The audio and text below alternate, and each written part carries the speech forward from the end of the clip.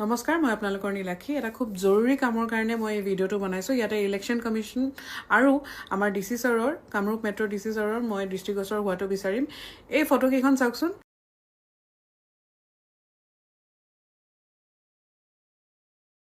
ward number 37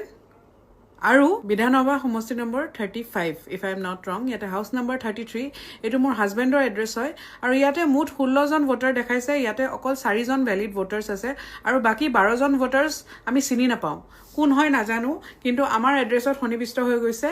আৰু তেওঁলোক কোৰ পৰা কি মানুহ কি দৰে আমাৰ এড্ৰেছ দেখাই ভোট দিব বৰ ভয়ংকৰ কথা আৰু এনেকুৱা যদি আৰু বেলেগৰ লগতো হৈছে